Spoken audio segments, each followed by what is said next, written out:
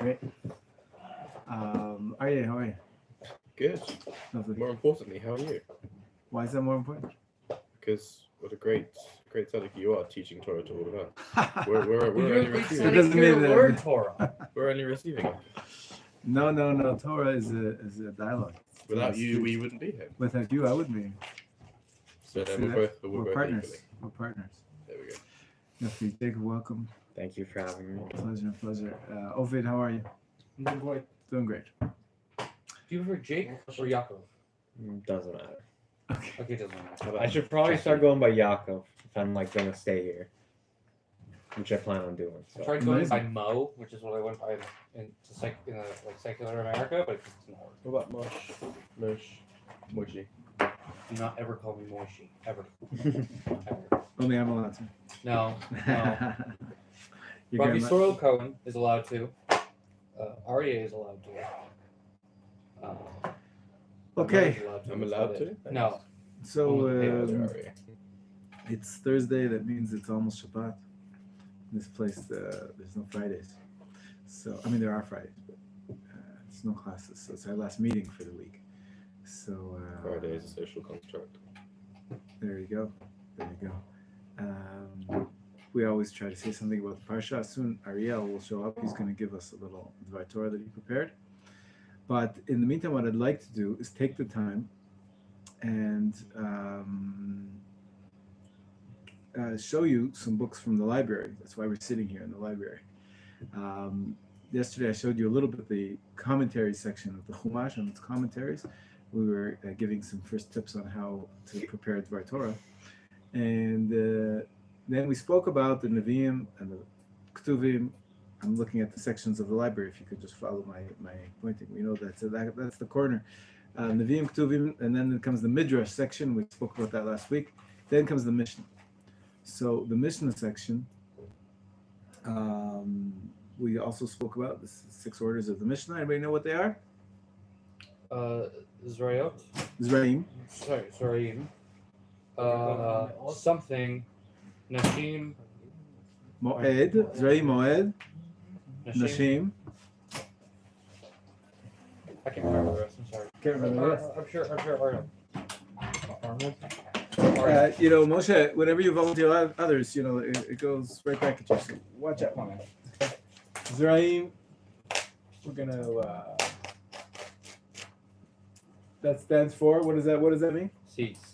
Seeds, which means that the first section, the first pillar of the 6 pillars of the Mishnah, talks about agricultural law. Zraim Moed, Nashim stands for. Translates as women. What's the next one? Oh, Nizikim. Nizikim, which is the laws of damages. Kedushim. Kodashim is the way it should be pronounced. And I can't remember what it's called, but I know it translates to purity. Taharot. These are the laws of purity, ritual purity. These are the 6 pillars of the Mishnah. We spoke about that, and then the Talmud, of course, expands upon that. And then that's it. Okay, we're at the end of the Talmudic era, which is the end of the era of the sages. We spoke about that as the golden era of Judaism, right? Everything since then is down. No. Everything there is uphill, but that's the building blocks. Those are the building blocks. Whenever you want to ask yourself, what does Judaism have to say about X, Y, or Z? You don't go and ask your local Orthodox rabbi. Now you can, but obviously if you want to get it from the sources, to get it yourself, so you would go to the Talmud. Go to the Talmud and the Midrash, and everything is arranged in these. There's actually six orders of the Mishnah, as you can see, but there's 63 Masechtot. Masechet is the individual, and Masechtot, that comes out when you do the plural. Masechtot is the plural. So it's approximately 10 each, right? Approximately 10 subdivisions of each one of the orders. That numbering system changed a little bit over time, but it makes sense that you have 60 at least, Masechtot. Okay, so this is, and then everybody since then, we're talking 1,500 years, right? The Talmud was closed in around about 700, year 700. You can also aim the camera at there. Oh, I can do that too, sure. everything since then is based on the Talmud. Now, there's a number of different types of books that we have based on the Talmud. And the major difference, not only is that this was, it's the difference between stem cells and regular cells. Everybody know biology a little bit? You've heard of stem cells? Yeah, you know what I'm talking about. It's they discovered it just recently, 30 years ago, that there's such a thing, that there's cells which are, later on they differentiate into specific, like muscle cells versus, what other types of cells are there? There's Nerve cells, skin cells, stomach exactly. cells. Exactly, but they all start out as stem cells. That's where do you usually, if you wanted to get some, they're very useful to get these stem cells. Where would you look? There's two types: embryonic stem cells and adult stem cells. What's the second one? Adult stem cells. Adult stem cells. So embryonic stem Embryo cells makes sense are because the it's best. they're the best because that's before the body's developed, Yeah. before the Embryonic child. stem cells are all the same. They turn into absolutely anything. Exactly. Adult stem cells are more limited. Amazing, great. Yeah, I spoke about this a couple months ago. I gave a share about lab-grown meat. Very interesting when it comes to the rules of kosher. They take many times stem cells in order Is it to. kosher?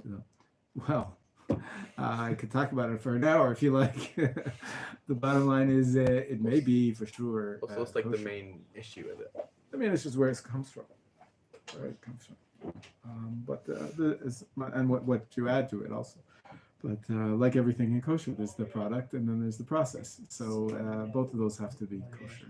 In any case, back to the idea of stem cells. So everything written in the times of our sages, Chazal, year 0 to year 700, at least the Babylonian Talmud was only closed around year 700. Those are like stem cells.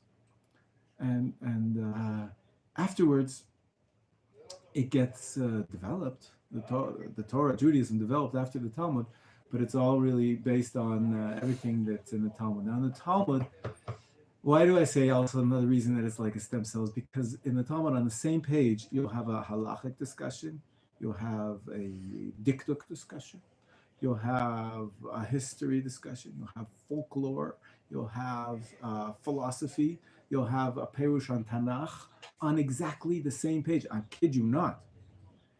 It's everything all together. It's one dynamic live Torah discussion. And that was amazing for that time. But most of us, it's been a process. Nowadays, we're really into the modern age. We're really into specialization. If you know a little bit of everything, you really know nothing about everything, right?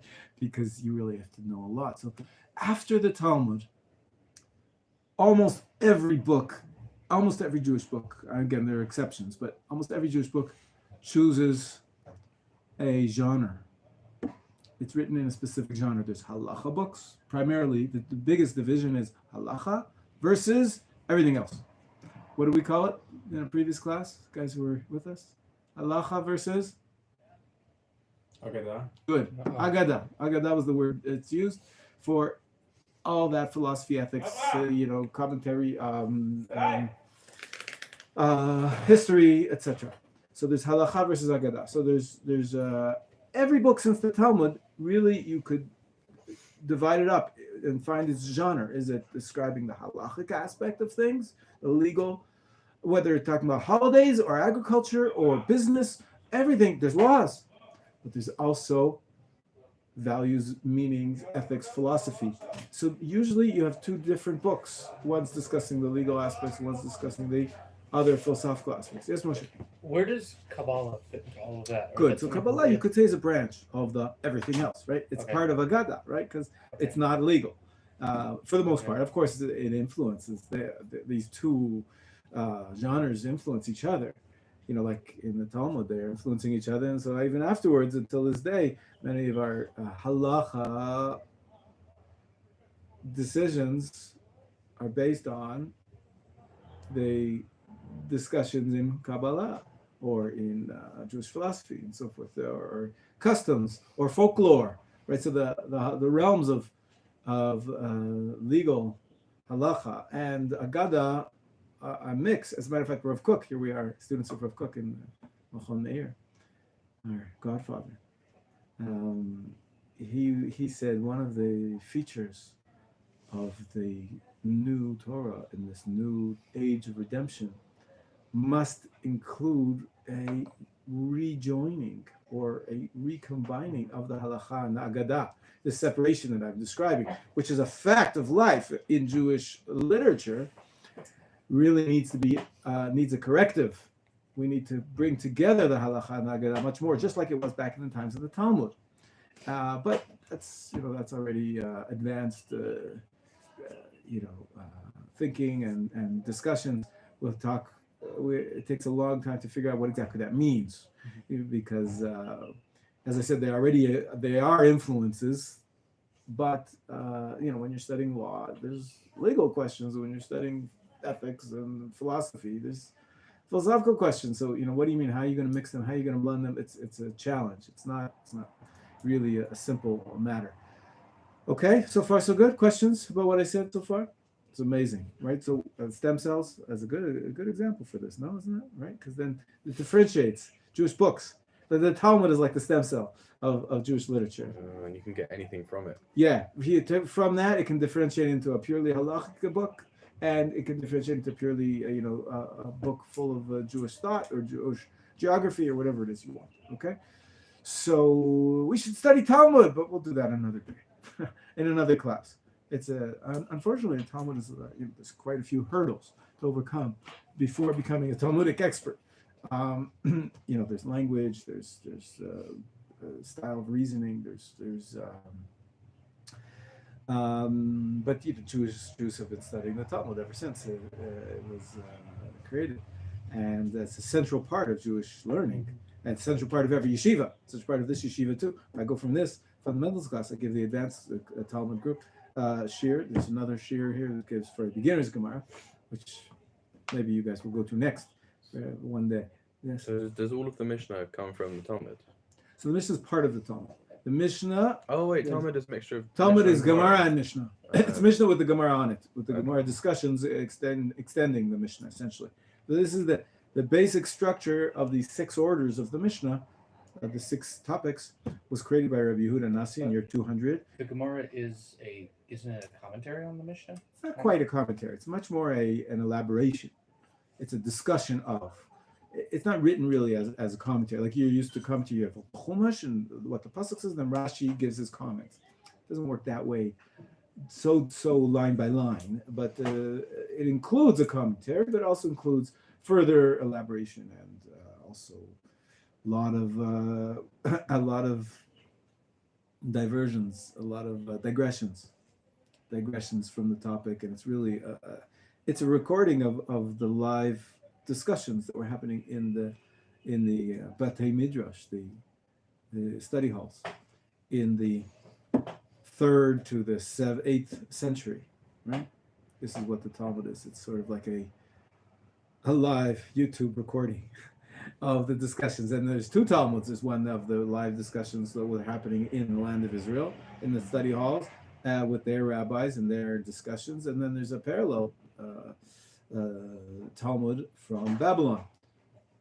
Quirk of history. For some reason, the one that was recorded in Babylon got primacy, at least for the basic, on the basic level. They're both authoritative, but we spoke about that a little bit another day when we were speaking about the Savarim and then the work they did to edit the Talmud Bavli and why it was the Babylonian Talmud was take prominence. Okay, but what I want to focus on with you today is not the Talmud or the Mishnah or the Gemara.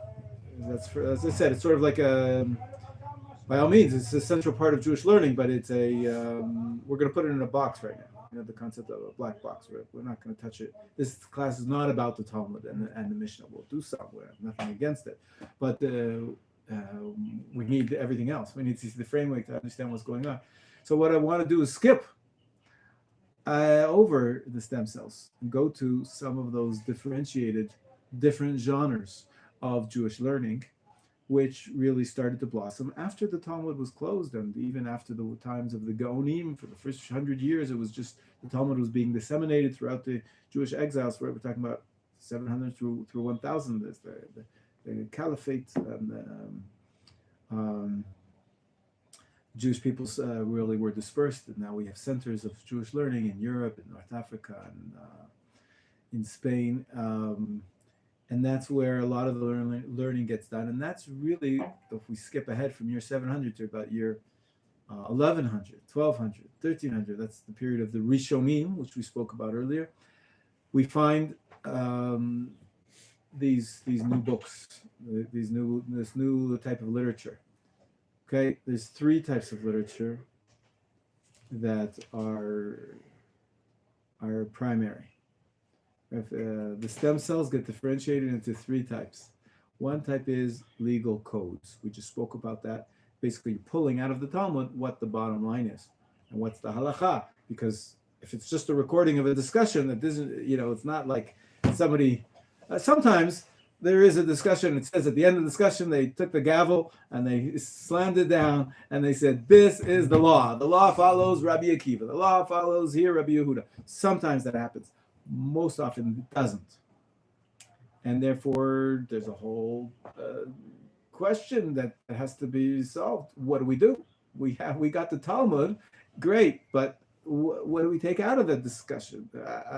Do we take, how does it fall? What we have to practice something, and so that's the halachic codes answer that. There's also books of responsa. We spoke about how the Gaonim first were the ones who giving the halacha to the people who were asking, and they were giving their responses. That's the word responsa. But they're really not much separate books. They're just individual letters, a collection of letters of the Gaonim. When we get to a code, this is rabbis who said we're going to write the code, and that's one mode, that's one genre. Second genre is what Moshe was really liking this idea that we have commentaries, and then we have commentaries on the commentaries, and commentaries on the commentaries on the commentaries. So there is some element of truth to that. In other words, if you take the Gemara as being a discussion of the Mishnah, so then you're going to have commentaries on the Gemara, which you're familiar with, and we do. So many of the scholars of the Rishonim, what they do all commentaries on those commentaries of the Gemara. Exactly. There's lots of commentaries on commentaries. So that's another genre of literature. It's commentary on the Talmud. Essentially, it's an expansion of the Talmud. The discussions about how to understand the Talmud, and as I said, the Talmud itself is quite a difficult book. You have questions? Yeah. I just brief question. This is slightly off topic, but not really. I've always wanted to know, and it's always confused me. What's the difference between mitzvah and halacha? Like wearing tzitzit is a mitzvah. And if you find something on the street that you don't know you don't know who it belongs to, you try to find that person. That's a halacha. It's interesting terminology to get straight. Are they the same thing? Or? So I'll tell you, the word mitzvah can be used in many ways. It has different meanings. It's like the word Torah. We talked about that the other day. The word Torah can refer only to the 5 books of Moses, like the scroll we take out and read from the Aron Kodesh in Shul. But it also can mean everything in this room. All Jewish learning can be called Torah. So there's 2 meanings for the same word. Same thing with mitzvah. Mitzvah can be taken in its most constricted meaning from the word tzivui. Tzivui is command, a commandment. So you can say, okay, there's 613 commandments, right? God commanded me mitzvot. That's what a mitzvah is. It's a commandment. And a mitzvah is something we're commanded to do. It's, there's 613 of them. There's 365 negative and 248 positive. You knew that? You heard of that? Yeah. 365 is easy number to remember. Right? Negative commandments. There's more negative than positive. Isn't that interesting? And what's 365? Days of the year. Days of the year. And what's left? 613 minus 365. 248. What's 248? Limbs in the body. Limbs in the body, right? Yeah, we count a little differently nowadays. The anatomy has developed and the systems changed, but this is the usual model or metaphor used for the 248 positive commandments. 365. So that's a mitzvah in its most basic meaning. However, it many times is used as a metaphor or in a less precise manner. Every good deed, you could call it, oh, that's a great mitzvah. Even though, it doesn't say anywhere in the Torah. I looked throughout the full, Bible and all the codes, and I looked. It doesn't say anywhere in there that you should not cut in front of somebody in line for breakfast. It doesn't say that. There's no commandment like that. But I would tell you, well, that's a mitzvah. Right? It's a good thing to do, to not cut. Yeah, there's a negative mitzvah, right? One of the negative ones. And a positive ones is to, you see someone schlepping in his bags because he just got off the plane, right? And he needs some help getting his stuff to his room. So it's a mitzvah to help him. But does it say that anywhere in the Torah that it's a mitzvah to help him? It's a good deed. When we say the word mitzvah, it's a good deed. It's a little more complicated because there is one mitzvah, which is to do good deeds. So you could put everything under that umbrella, right? There is a mitzvah which is a really meta mitzvah. Giving. It's called. Anybody know what that mitzvah is called? To do good deeds. It's one of the 613. Sort of. It's not really defined as such as one of the 613. The Rambam writes it as one of the mitzvahs to be like God. What's it called? Yafeh. You remember we learned it last week. Gemilut chesed. Gemilut is just a fancy word for saying for doing, right? Ligmol is to do. Chesed is loving kindness. So Gemilut chesed is not one of the 613, but it comes, according to the Rambam, it falls under the rubric of you should be like God. Go with me, guys. I'm going to speak some Latin. Imitatio Dei. You're supposed to imitate God. The halachta bidrachav, the Rambam writes. He's got a whole section where he says the primary mitzvah is to follow God's ways, and then he describes it in many ways. Primarily, he speaks about good character traits and being, an upstanding, positive human being. So that can fall under the rubric of one of the 613. But usually, we're not thinking legally when we say, "Oh, that's a mitzvah." We're saying it's a colloquial term for it's a good deed. It's a good thing to do. It's a good thing not to do, and it's a good thing to do, whatever it is. So we use mitzvah not in its precise meaning usually. Now, when you speak about halacha usually refers to a legal decision. A legal decision is something usually that's defined as something you're supposed to do or not supposed to do. So I guess it goes back to being a little more precise. It's less like supposed to do, more like have to do, right? Yes. Yeah. That's the law. Yeah.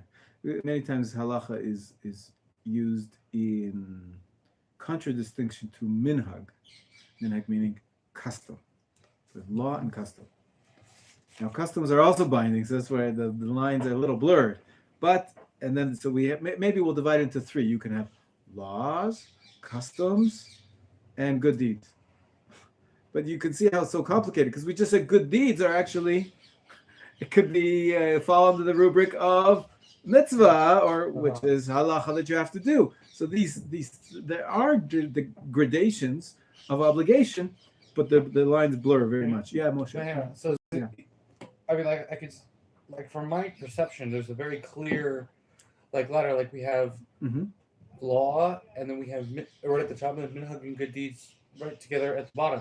Because, let's say there's, you see a homeless person asking for money. Yeah. But it's Shabbat. Right. So obviously it'd be a very good deed to give him money. Right. But can't Shabbat, can't just money. Right. I hear that. It makes sense. Usually that's the way we talk about it. Usually we say there's a hierarchy. I'll even extend your hierarchy by saying there's a obligation from the Torah, biblical laws, biblical halacha that you have to follow. Then there's rabbinic laws, which the rabbis made up they were supposed to, in order to fulfill their mitzvah to put a fence around the Torah or to make sure that society runs well. But there is such a thing called a mitzvah. What's that called? A biblical mitzvah? Deoraita. That's Aramaic from the Torah. Oraita is Aramaic for Torah. So mitzvah midoraita means from the Torah. Then there's mitzvah midarabanan. They're both obligated. And then there's, like you said, minhag and just good advice type of thing. But so you're right, there is a gradation, but I was showing you before that sometimes the line is blurred because many times minhag is binding. You have to keep the customs of the community. And many times good deeds, which is like the lowest level of obligation. I just said how sometimes you could be actually fulfilling a biblical mitzvah by doing a good deed. You helped the old lady across the road. You didn't fulfill any line one of the 613, but maybe you're acting like God, who he helps the little ladies across the street all the time. You just don't see them unless you don't have the right glasses, right? Where does where does the line from minhag to the Rabbana, like where does it cross? Because I know like for instance like Kaddish. I mean, some people say Iskaidlu v'Iskaidlu Shemechayboy, and some people say Yith Adal V'Yith Adal Shemechayboy. Right. That is the way people the diction and the pronunciation. That's I was gonna say that's clearly a question of custom or even personal preference, but everything, as I said, the lines are a little blurry because there's a mitzvah that you should keep your custom, so you can't just switch around and start talking like a Yemenite if you're not a Yemenite. You should act like an Ashkenazi Jew if you're an Ashkenazi Jew. Now, there is a principle in the Talmud that says everybody should stick to your customs. You should follow your father's footsteps, your mother's footsteps. So the lines are blurry, but we have to perhaps distinguish between when the law itself is an original commandment to do X, Y, Z, or there's an obligation to do that, but it stems from lower down in the hierarchy of keeping the customs. So in the end, the bottom line of the day is you still have to do it, but the source of the law might be different. But so yeah, it's a complicated system, this Judaism thing. Halacha, mitzvah, and you know what? I think Rav Dani. You know Rav Dani? You met him? He's the Avbait. He's the dorm counselor. More than counselor. Honestly, I always think he's more like just whatever Rav Begon can't do. Rav takes care of it.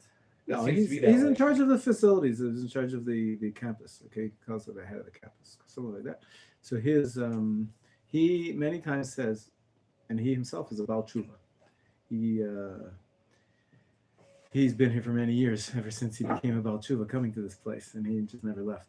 But he says one of the most important things that he tells the students is never learn halacha from your friends, because your friends are also Baalei Tshuva. And halacha is also very personal. Halacha has to take into account so many factors. Not only what it says in the books, in the Talmud and the codes and the responsa and the commentary, everything that we said also has to take into account the person you're speaking to, and what his history is, and what his personal situation is, and what his needs are. And the most natural thing to do when you're in yeshiva, you're studying Torah, you're learning so much, you want to share the knowledge with your friends. You learned halacha book X, Y, Z, so you share with him, you know what I learned today? I learned X, Y, Z. So you're telling him you're not doing X, Y, Z. So you got lots of times people telling each other what to do. And it's a big pitfall. It's a big pitfall because not everybody's in the same place. And X, Y, Z in the books doesn't always translate into X, Y, Z in your personal life. So you really have to learn halacha with your rabbis. And that's why we have a halacha class 3 or 4 times a week. Right? And we also, you can talk to me at all times, and other rabbis as well. It's funny here, but you got to be careful of that, of someone else telling you what to do, because sometimes Moshe, you know what, I'm mentioning it because after what you said is that people get really, really caught up in their customs, and they defending their community, and they'll say to you, you have to say Yitkadal veYitkadash. What are you saying? Is Gadol v'Yizgadash? And they'll say you're wrong. And from where they're sitting, they're right. For them, it's wrong because they're Sephardi Jews, and this is the way, the proper pronunciation. It sounds ridiculous to say Yizgadol Yizgadash. But if you're an Ashkenazi Jew coming from America, that's what everybody does, and so you're doing the right thing by continuing on your tradition. So you really So somebody who's a student doesn't have the big picture, and so and they get caught up and head up and about saying this is the halacha, this is the way it's supposed to be, when it might be true for them, it might not even be true for them, but let's say they think it is, but it's definitely not true for you. So this is why you got to be careful when you are a Baal Tshuva, or when you're new to the system, to get things from authoritative sources, not just this guy told me and that guy told me. The wonderful thing about being Baal Tshuva is that sometimes you can, the origins of your customs can just be, well, I sat at this, I was invited to this family's home for Shabbat, and this is what they did, and I thought that was interesting, so that's what I'm doing. You make a good point in that when we study halacha and when we're trying to figure out our practice, we can't only rely on books. It's very much a lived experience, and therefore it's good for you to be in a community, and like you said, going to Shabbos meals, and you will pick up things from families, from your rabbis, from your friends about how things are done. And if you stick with the majority, you stick with there's a certain norm in the community, usually you can learn a lot without ever opening up a book. So you have to learn somewhat from the community, from the standards of the community. But my warning before was more from individual Baal Tshuvas, telling you, reading you your rights from something they learned, as opposed to something which is common practice. You know what I'm saying? But so you're right that there's also an element of learning from doing and from being in a community and experience. All right, back to what I was started with today. And that was, I was going to show you some books I said there's three genres from the stem cells of the Talmud. We get three genres. One was codes, and I'll put together with the codes the responsa, that basically mostly halachic. There's commentary, I showed you the page of the Talmud. There was Rashi on the Talmud, and then there was Tosfot on the Talmud, and there was Rabbi Menachem on the Talmud. There's lots of commentaries on the Talmud, which is more a literary endeavor more than anything else, but very useful, very helpful for us to, if you want to get to the halacha, many times you work through the commentaries to understand what the Talmud meant. The halacha coming ideally from the Talmud. And then the third genre, right, so what do we have? We had commentaries, which, again, the truth is, if we put the Talmud in a black box, we're going to put the commentaries on the Talmud in the same black box, right? If we're not studying Talmud now, in this class in any case, if we're not studying the Talmud now, we're not going to study Rashi's commentary on the Talmud, right? Or even behind you, Art Scrolls, right? You see that on the right side? Rabbi Art Scroll, he has a commentary on the Talmud, and Rabbi Steinsaltz. You see that's the nice colorful edition of the Talmud. Those are all beautiful commentaries on the Talmud, but if we're not studying the Talmud, we're not going to study the commentaries on the Talmud, at least not at this stage right now. Okay, so that whole genre we're not going to speak about. What leaves us with two genres, halacha and everything else. Ethics, philosophy, Jewish literature, and lore. And so what I want to show you in this library right now is that we have two wings of the library. If there we have the basics, you could say the classics, right? The Chumash, Torah, Nevi'im, Ketuvim, Midrash, Mishnah, Talmud, up until this pillar. On this side of the library, from Ariel and Moshe towards me, basically, you know how birds, they say, can't fly unless it has two wings, right? So Judaism just won't fly unless you have halacha and agada. We have this section, the halacha section, this section's the agada section. It's very simple, very easy to think about. What happens behind me is a little bit of a combination, because, for example, this section says on it, what does it say? Can you see that? Festivals. Festivals. So the festivals, there's books that speak about the halacha of the festivals, and there's books that speak about the meaning of the festivals, and the ethics, and the all sorts of messages of the festivals. So this is a little bit complicated. Prayer. Then after the festival section, we have the prayer section. Prayer. So we have elements of prayer that are halachic elements, what are the obligations, how many times a day, and how to say them, what you can skip, what you cannot. And then there's what class we had yesterday was also about prayer. It was all about the more internal, feelings associated with prayer, what it means to approach God, and how to approach God. So the books in prayer are going to be, we've been looking at the Rav Kook Siddur. So on the top you've got the Siddur with the instructions about which ones to say where, and on the bottom you have the commentary of Rav Kook, right, or some thoughts that he had on prayer. So it's a combination. And then what was after prayer? We have two more Jewish history, that's self-explanatory books that primarily speak about the biographies and Jewish history. Torah Teretz Israel will leave for another time, but the simple explanation is that there's a specific topic of the land of Israel and its place in Judaism, and especially in our generation. That's what the Torah of Eretz Israel refers to in this column, which is perhaps a unique column to have in a library. I don't know of any other library in the world that has this column so defined as Torah Teretz Israel. Primarily, it's Rav Kook's writings and other writings in the genre. Okay, is that clear? And what that leaves us with this is the entire wall, except for the last column, which is just reference books. There's even a tag there for that column is reference books. The rest of it is the title Jewish Thought. Jewish Thought is a catch-all type of title. Within there we have Kabbalah. It's going to be here. We have Chassidut. These are, you could call them specific sub-genres of Agadah. Of course, we have explanations of, but there's many works written throughout the ages on topics which have to do with ethics and philosophy and specific analysis of how to approach God and how to understand Jewish history, all those kind of things. So those are the two wings. What I'd like to do is take a break now for 5 minutes, and I want everybody to get up and to pull out one or two books of each, Halacha or Agadah, that interest you. Anything under the sun. It could be an earlier work from 1,000 years ago. It could be a work from 100 years ago.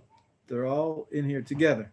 There's works of Halacha here from the Rambam 800 years ago and on till books written nowadays by rabbis who are alive.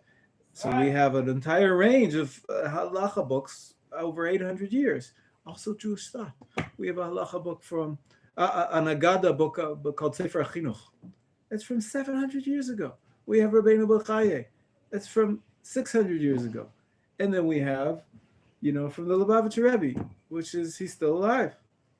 Right? So we got it all. The category, the genre is now, since the Talmud, been separated as Halacha books. And of course, there's books in the middle which have a little bit of both. So 5-minute break. Everybody pick one or two books from each genre, and then we'll discuss them a little bit.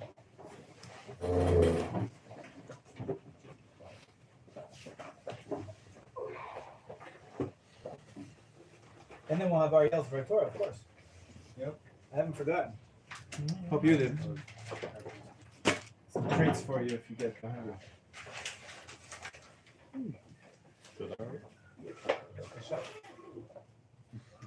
I'm gonna get myself a drink. Excuse me. You could choose opening up that doors.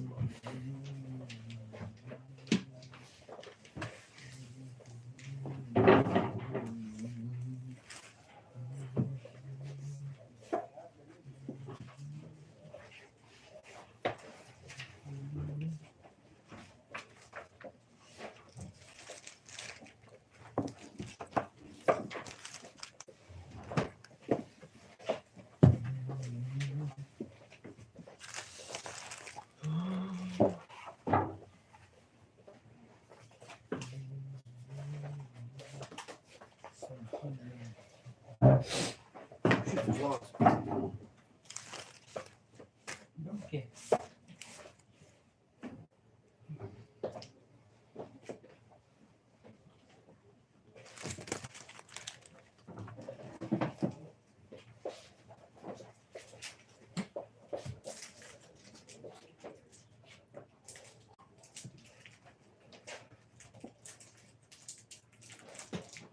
Illinois, call me yet or Amen. Right. What did you say? call yet or amen to that, brother.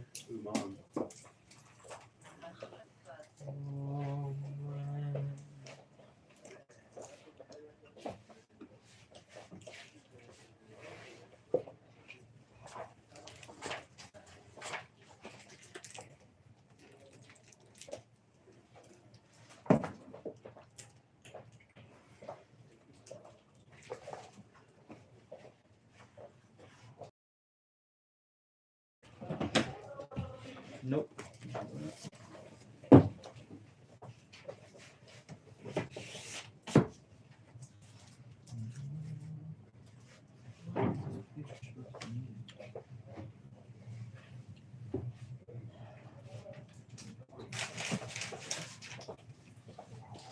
So, alright, now we going out get nuggies.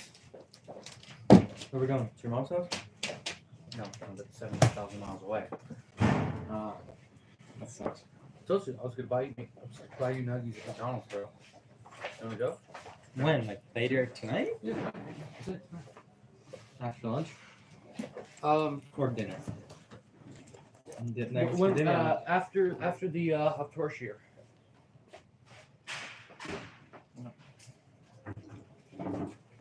Because Rob Lispman has a Haftorah year.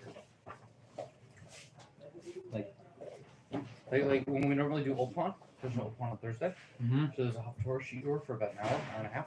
Mm-hmm. And after that, we'll get nuggies. Sounds like a plan. I'm down. Has anyone seen a book on the science or maths of the Torah? Or codes The and maths. patterns? The maths. Maths. The maths. Cool math. Math. Math and science. Yeah, that's like a Torah. Oh, there's like smarties.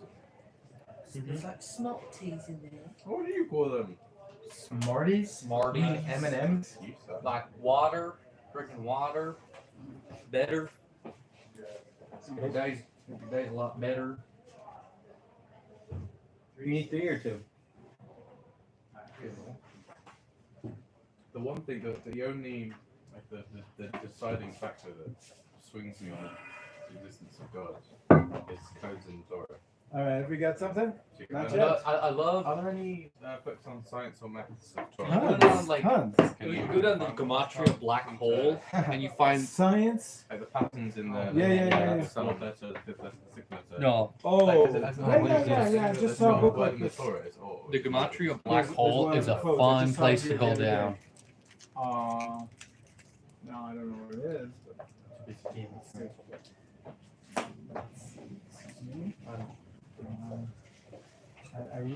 I really just I held it in my hand yesterday. I should really start reading these books. Hey, you're getting the idea. Here, this is you want the codes. This is the correct Bible codes. Not Oh, exactly. Wonderful. Okay. Everybody have something? Nope. Okay, Ariel, what you looking for? Shekels. What? So what is going to interests be- you? This is Tuesday. Okay. I'll count. Okay. What interests me? I already got something for the temple. Temple services. And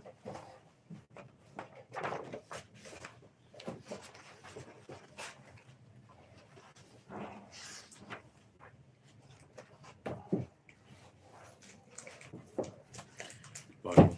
Prepping the Bible code. The Bible.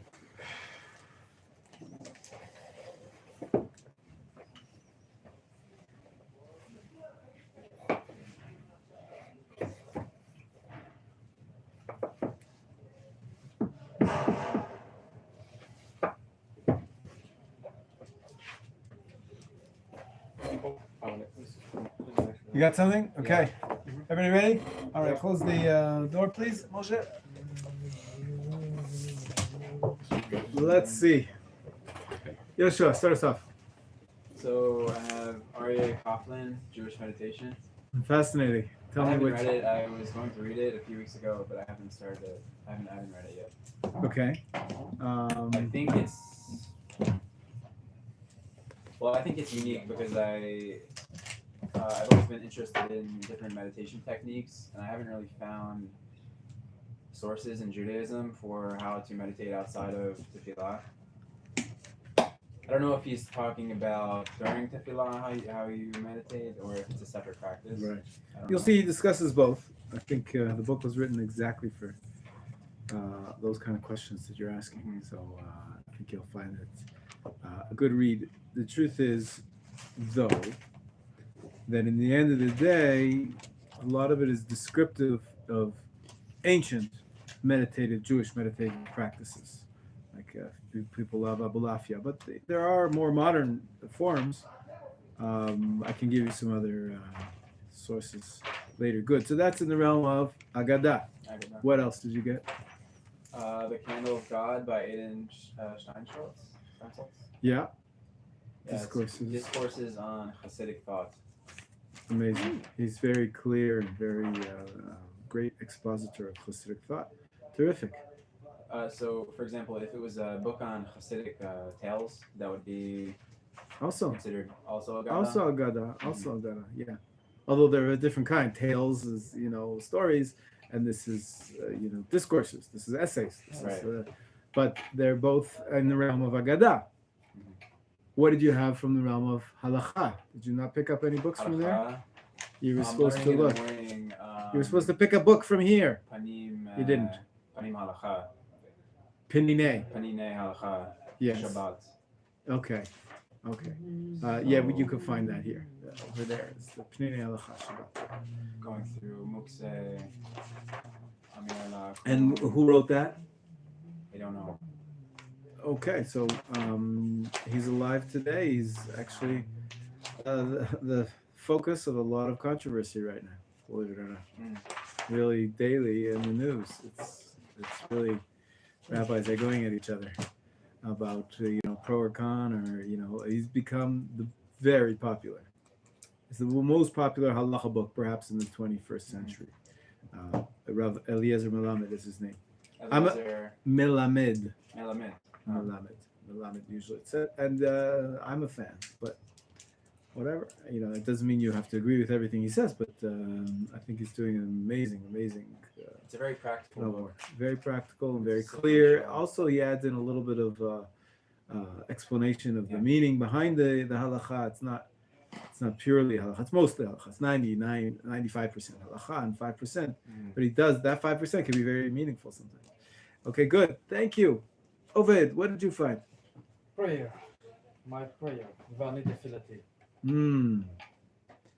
Is it halacha or agada? Mostly halacha combined with the lessons of prayer, I think. I would say the opposite. I think it's mostly about prayer, like the philosophy and meaning of prayer. There is a little bit of halacha in there. The way that Right. So you also didn't do what I asked. I guess my instructions were not clear. Both Yeshua and Oved both failed. I asked you to get 1 or 2 books of Agadah and 1 or 2 books of Halakha, and neither of you did. Next, Ariel, let's see if we fare any better. So for Halacha, I picked the Koren Talmud Bavli, the No edition. I really like this because it has pictures in it.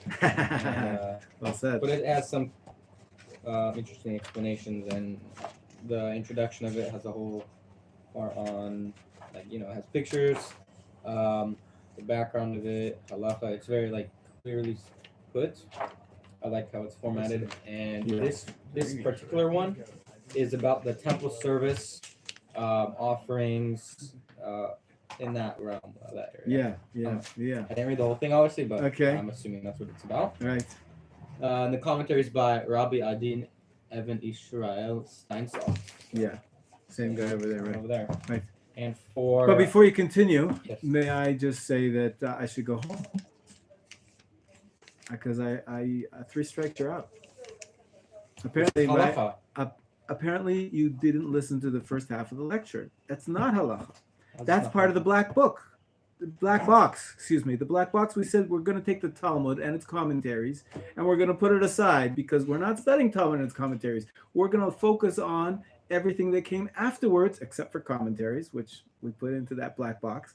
And we're going to look for halacha books and Agada books, and this is neither.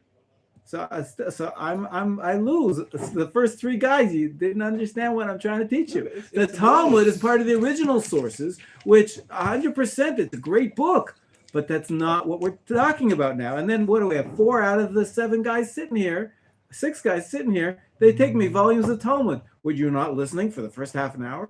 Obviously, I wasn't clear enough. But in the Talmud, it's partly. Of course, it's halacha. mixed in the Talmud. There's halacha and Agada in there. So 100%. if you just And don't read Ovid is the not others- wrong by saying that prayer, well, I have halacha and agada in there. 100% you're right. But I'm trying to show you the exact opposite. I'm trying to show you that genres are usually separated. You can always find them, mix them together. That's we are mixed. That's why the Talmud is mixed.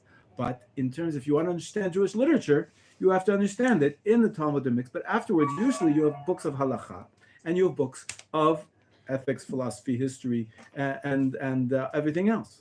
Everything here. Is But commentary. none of you really got that message, it seems like.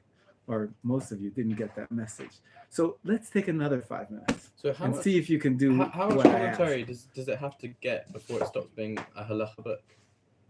Because everything has commentary. A commentary is written as a commentary. You have the original text, and then you have your comments on it. Right. That's commentary. Other books, which are standalone books, not written as a commentary to a text, those are different genre. They're either codes of law, or they're books about other topics of philosophy or ethics. Okay, so let's start over again. I'll give you another 5 minutes, and this time, hopefully, we'll get it right. Wait, let everybody do it. Everybody's going to start over fresh again. Give me 1 or 2 books of halacha or 1 or 2 books of agada. And just trying to cut corners and take them from the Talmud is missing the entire point. Sorry, guys. I'm trying to make a point, though. This is it's a halacha book, 100%. Yes. If you have questions, you can ask me if you're not sure about which genre is which. You know, and the library is mixed up. Should So not copy you might have some halacha books on the agada side. You might have some Can't agada. argue with this one. Okay. Try not to. It's also a bit. Okay. I also. Is this halacha? This is That's interesting. It's a good question. It's a good question. This is in the wrong section. Halacha and I think it is. it's a good question, but is there a good answer? The answer is that it's halacha. Yeah, it's halacha. Shmir Shabbat is here. It should be over there. You're gonna use it. It's in the wrong place. Right. So we have to redo our library to make sure most of it is in the right place. There's a few. this is, I think, Haggadah because it has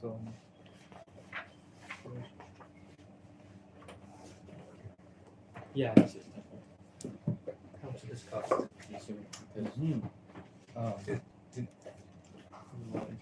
You ready to go for Sold me. the Torah after this? Yeah. You're not allowed to read it. Not just a What's this book is in the Guinea. Agada or the Guinea. It's in the Agadah section about spiritual growth. Yeah, it's not halacha. This one. That's right. Ethics and halacha. Well, there you go. It has it together. So this is both. It's both. This is You're right. This is You're 2 right. in 1. Okay. 21 shows. I'm willing to so take counted that. 5. I'm willing to take that. That's fine. Obviously, This you is see that eight it's guineas a little bit is, artificial, this 8 distinction. pounds. But 40, for 90% of the books, I'll you give throw any garbage. Let's both do it. Team effort. Both of them. Any activity is group activity. I love how this book says not for sale in the U.S. and Canada, so I feel kind of illegal. We're not in Canada, USA or Canada. What's the problem? No, it still makes me feel like makes me feel cool. Makes me feel European. rebellious. You're European. Yeah. How old this book is? It says it's 8 guineas, which means it's before 1970. Oh, 67. Okay, that makes sense. Oh, cool. Guineas. So where is that sold? A guinea guinea is 21 shillings. Any- Any, a pound, any- which was 20 shillings. It's any pet shop really. They're like big hamsters sort of. Thank you. So this is 8 pounds and 40 pence.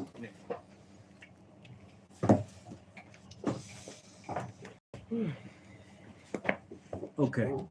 Are we ready to start over again? This time we'll start with Aryeh. Go ahead. The halachos of muktzah. It's got it in the name. The word halacha is in the name. Safe bet. Also, just it happens to be I was looking for anything that's halacha, but it happens to be also I'm quite interested in it because Shabbat is one of the things I really connect through to Judaism through. And it's like things like what I see is like it's everything that's muktzah plus all of the extra and different prayers that you do is what differentiates Shabbat from the weekday. Right. And by doing by avoiding all of the muktzah stuff, then you really get to the spirit of it, and it makes. I've always had trouble explaining the difference between Shabbat and a weekday to my non-religious friends back in England. Right. Because you really can't explain it. There's a feeling to the day that's just it's as if you like, and it really is like you enter a different realm. Like it doesn't feel like a regular day. Right. And it's because of all this stuff. Like you totally separate yourself from the physical world. Yeah, fair. So mix is really important to me. Yeah, fair. Okay, so that's a halacha book, and you have a book from the realm of Jewish thought. Cracking the Bible code, Torah codes. Okay. I've always interesting. found really interesting as well. Because I think I heard once my father told me that they've tried to find codes similar in the Quran and in the Bible and Kama Sutra, whatever you want to look at. And the Torah has the most Bible codes. Like if you skip every 14th letter, you get this word and its significance for this reason. I think the jury's still out on There are that. predictions in it. There's a prediction. I can't remember how they found it, but in one of the chapters and somewhere there's a prediction that Trump wins the election. Back when There's he a did. lot of stuff like that. And it's in there. But And it's like if you it's look at Gematria- you like look at it, it's like the diagonal words and it all makes sense. If you Cool. using Gematria, I tested this before. Using Gematria, you can essentially prove anything. Yeah. Because Right. That's what I was Not saying. sure. The jury's still out, and there's definitely a lot of study been done about trying to analyze the uniqueness of the Bible in terms of the letters and the way it's formed. Yeah. But not everybody agrees that the scholarship is airtight, and so. It's more, But it is definitely fascinating. It's fascinating to see. Yeah. Okay. Thank you. Whereas Thank you. just a final one. Oh, and one more I got. lesson is about the alphabets. The Wow. specialness of the letters and how they fit together and in what way, and there's also some gematria in here. So is that halacha or gada? I got it. Okay. It's like digging down into the meaning behind The letters. Jewish language. Fascinating. Thank you, Ari. Thank you. Moshe, go ahead. Okay, so for halacha, I went for the commandments by Rambam. Amazing. There was 3 books in the set, 2 on the negative commandments and 1 on the positive commandments, but I Right. grabbed the one on the positive commandments Amazing. because it was closest to my hand when I grabbed it. It's almost like an encyclopedia. It's essentially what it is. You open it up, it's basically an encyclopedia of the commandments, and it's a couple paragraphs, about a page on each. It's amazing. And reading it's through a a couple of classic. them, it seems, especially this translation done by Charles B. Chevelle, Mhm. finished around 1967 when this was published. Mhm. Seems simple language, but not dumbed down. Efe. So Excellent. it seems like something that I It's should an read excellent- in it's its entirety. It's a classic. Um, And that's your halacha. that's book, my halacha book. Right, because it's a For- list of the 613 commandments. For Agada, I went for another book that's also organized like a Which is a mixture of, Encyclopedia. encyclopedia, which is, and it enticed me because of how undescriptive the title is, A Book of Jewish Concepts. So looking at it, I could think this could be about anything. Opening Right. it up, it is about it is, anything. It's like an encyclopedia. However, it just lists a term. Like I opened up a random page. It says right here, Haggadah Shel Pesach, Passover Haggadah, and it just describes what that is. You know, you flip to another page. I flipped to the one that says Yisrael. Flip to another page. Nikud, punctuation. It's just Encyclopedia of Judaism. Encyclopedia of Judaism. I think So would you consider that a halacha book or a Agada book? I would consider this an Agadah book. However, there are definitely concepts of halacha in it, Excellent. but Excellent. Correct. it's still It's not Agadah. primarily there No. for as a book, which is No, it's telling a you re- it's a what you reference book should do on and you Haggadah. shouldn't do. It's a Jewish thought. It's Good. not. It's not what you should do. or shouldn't Primarily do. Jewish thought, but It's you know what you should do, but this is what that is. Or this is what the words. right. Correct. Good. Well done. Okay. Thank you, Moshe. He needs a new cover. By the way. He needs a protective cover. I would just take off that tattery old slip cover and just go with the. But with there's the- history to the slipcover. So keep it on then. More history to the But I don't think you're going to get a new one. Okay, Yoshua, you want to try again? You did well somewhat before. So With the we Jewish have, meditation. Haggadah, the lessons in the Tanya. Definitely Hasidic thought, the, yeah. Philosophy of Hasidic thought. I Good. haven't read specifically the lessons in the Tanya, but it seems to go like line by line and it gives an explanation, a commentary on Okay. each line of the Tanya. Okay, amazing. Shemirat Shabbat is a practical halacha of observing Shabbat. There you go. That's almost 100% halacha, right? Okay, good. Reads very easy. And then Musar, which is a Gada, Strive for Truth, Rav Dessler. Beautiful. I've been reading this every morning. Amazing. It's a 3-part series. Yeah, then there's a fourth, actually, but it was never translated. There's a fourth in the Hebrew, but it was never translated to English. I think, as far as I know, I haven't seen it. But yeah, and good. Those are modern. If I said before, Pnina Halacha is the most popular halacha book in the 21st century, Shemirat Shabbat Kehilchata is the most popular halacha book in the 20th century. Amazing work. Seminal. Great. Yeah. Thank you. Obed. In the Halakha section, I got the Hitzur Shulchan Aruch. The Shulchan Aruch is translated by Yosef Karo, but this is translated by Rabbi Abraham Davis. I think. No, not translated. I think I want to clarify. Translated This is not the by- Shulchan Aruch, Kitzur. Not the and real it's Shulchan not Aruch. even a shortened form of the Shulchan Aruch. It's a different book, right? By a rabbi in Hungary 150 years ago. Right, the Shulchan Aruch was by Rav Yosef Karo in Yosef Karo. Tzfat from 500 years ago, right? Oh, yeah. This is not that. No, It's a I mean, totally other book. I mean, I said the Shulchan Aruch that was originally written by Rabbi Yosef Karo. 100%, you got that right. But this is But what is the this? book by What Kitzur is this? Shulchan Aruch. I was just mentioning the Rabbi Yosef Karo, not about. Terrific. What is this book then? This is the Kitzur Shulchan Aruch. The Which is? Shulchan Aruch. It's not a Not the translation. It's not an adaptation. It's a separate book, but confusingly, he used the same name for 2 out of the 3 words of the title. It is a book of halacha. You're absolutely Yeah, right. halacha. And the Shulchan Aruch was a book of halacha. But this is the Shulchan Aruch from Rav Yosef Karo was divided into 4 sections, not 6. But he made up his own categorization system, and it's a very long and big book with 4 different sections of all the different realms of halacha. This one book, no sections.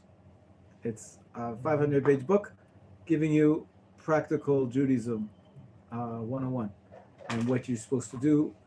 Of course, he took into account everything that was in the Rambam and the Shulchan Aruch, but it's not the Shulchan Aruch. It's not an adaptation of the Shulchan Aruch. It's a separate book of halacha. Do you understand why I'm trying to make the point here? Even the word Shulchan Aruch appears in the title. It's very confusing.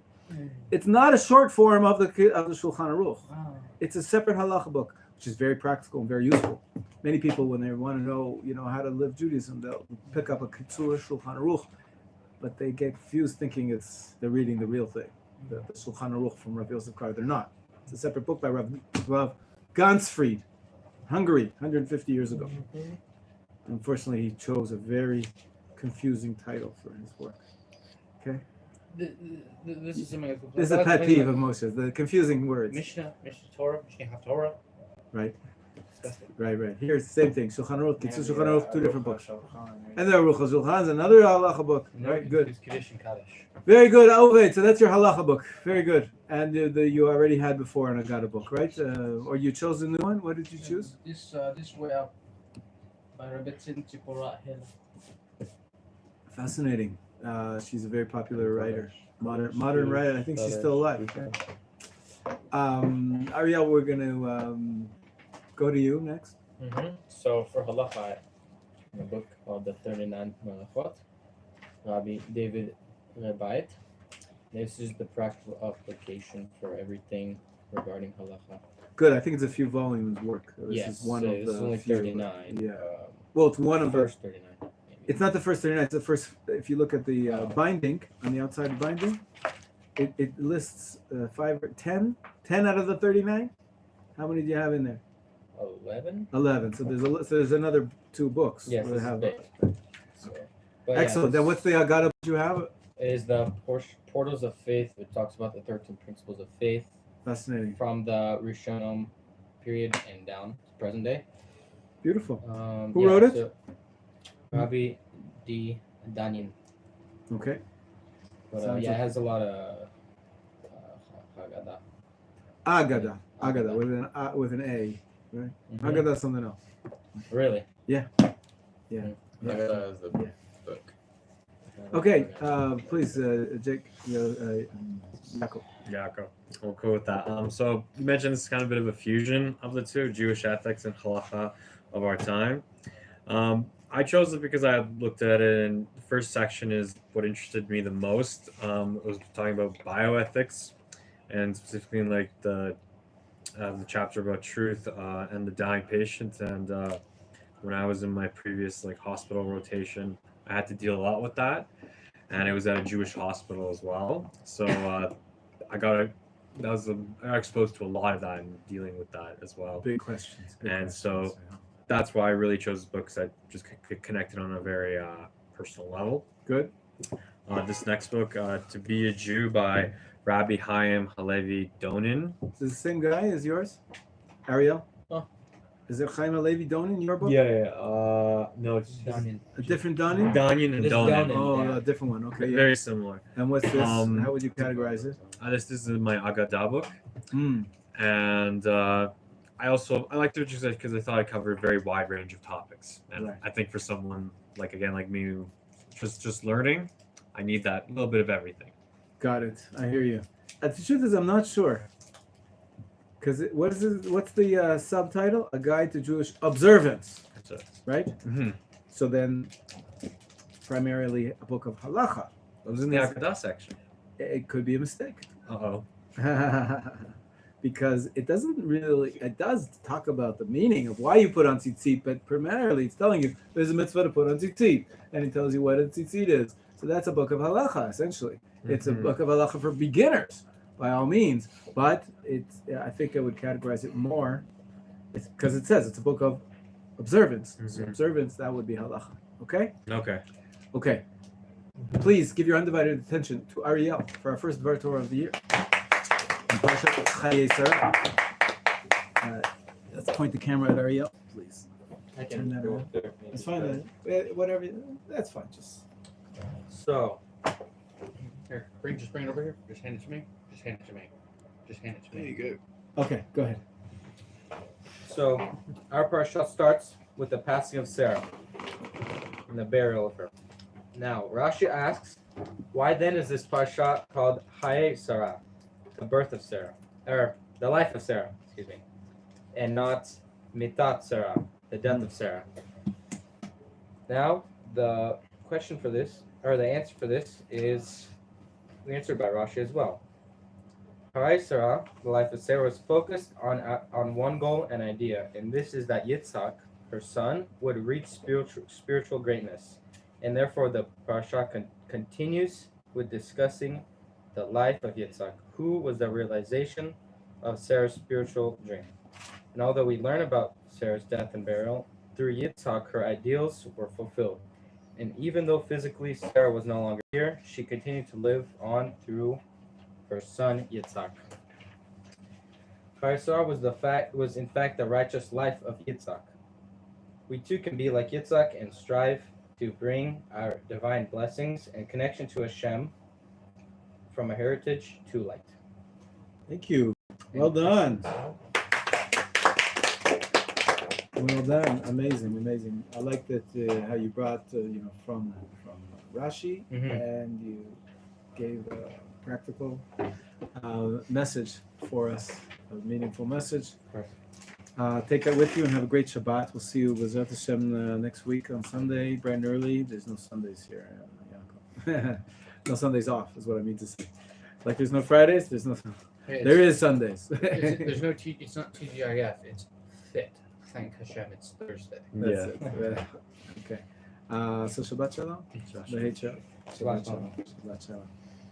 You want to turn this? Okay, yeah. So I'll show you how. Do you remember how to do it? I should you how to do it. That's it. Okay.